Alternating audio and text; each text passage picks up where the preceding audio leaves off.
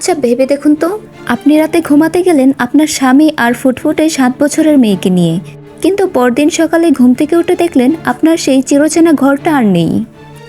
আপনার স্বামী আপনাকে চিনতেই পারছে না, আর আপনার কলেজার টুকরো মেয়েটার এই পৃথিবীতে কোনো অস্তিত্বই নেই, যেন সে কখনো জন্মায়নি। শুনতে অসম্ভব মনে হলেও ঠিক এই ভয়ঙ্কর ঘটনার মুখোমুখি হতে হয়েছিল ভেরা নামক এক মাকে। আজকে আমরা কথা বলবো নেটফ্লিক্সের অন্যতম সেরা mind bending time travel movie Mirage নিয়ে। গল্পের শুরুটা হয় ভেরা ও তার পরিবার যখন একটি নতুন বাড়িতে শিফট করে সেই দৃশ্য দেখিয়ে। তারা সেই বাড়ির একটি স্টোর রুমে 25 বছর পুরনো একটি অ্যানালগ টিভি আর একটি ভিডিও ক্যামেরা খুঁজে পায়। কাকতালীয়ভাবে ঠিক 25 বছর আগে এই দিনটিতেই ওই এলাকায় একটি ভয়ঙ্কর ঝড় হয়েছিল, আর ঠিক আজকেও তেমনই এক ঝড় হচ্ছে। ভেরা যখন টিভিটি চালু করে সে দেখে 25 বছর আগের এক ছোট্ট ছেলে যার নাম নিকো, সে লাইভ ভিডিওতে তার সাথে কথা বলছে। আসলে এই অদ্ভুত ভয়ঙ্কর ঝড়ের কারণে সময়ের মাঝে একটা পোর্টাল বা সংযোগ তৈরি হয়ে যায়। কথোপকথনের মাঝখানে ভেরা বুঝতে পারে আজ রাতেই নিকো তার প্রতিবেশীর ঘরে একটি খুন হতে দেখবে এবং ভয়ে রাস্তা দিয়ে পালানোর সময় কার অ্যাক্সিডেন্টে মারা যাবে। একজন মা হিসেবে ভেরা এটি সহ্য করতে পারেনি। সে 25 বছর আগের নিকুকে চিৎকার করে বলে, আজ রাতে তুমি ঘর থেকে বের হবে না।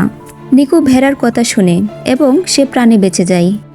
ভেরা এই ভেবে খুশি হয় যে সে একটি বাচ্চার প্রাণ বাঁচিয়েছে, কিন্তু সে জানতো না প্রকৃতির নিয়মে হস্তক্ষেপ করার শাস্তি কতটা ভয়ঙ্কর। পরদিন সকালে ভেরা যখন চোখ খুলে সে দেখে সে আর তার চেনা পৃথিবীতে নেই।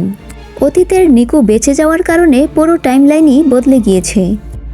আর নতুন এই পৃথিবীতে ভেরা একজন সফল সার্জন, কিন্তু তার সেই ভালোবাসার স্বামী এখন অন্য একজনের বর। আর সবচেয়ে বড় ধাক্কাটা হলো তার 7 বছরের মেয়েটির কোনো অস্তিত্বই নেই এই নতুন টাইমলাইনে। এখন ভেরার সামনে কেবল একটি মাত্র রাস্তাই খোলা আছে, আর হাতে মাত্র কয়েক ঘন্টা সময়। এই সময়ের মধ্যে তাকে খুঁজে বের করতে হবে 25 বছর বয়সী সেই নিকুকে। অতীতে বেঁচে যাওয়া নিকু এখন কোথায়, আর নিকু কি পারবে ভেরাকে তার হারিয়ে যাওয়া মেয়েকে ফিরিয়ে দিতে? টাইম ট্রাভেলের এই অবিশ্বাস্য ধাঁধা আর মুভির শেষের সেই কলিজা কাঁপানোর টুইস্ট যদি পুরোটা জানতে চান, তবে এখনই কমেন্ট বক্সে ফুল মুভি লিখে কমেন্ট করুন। সেই সাথে চ্যানেলটি সাবস্ক্রাইব করে রাখুন।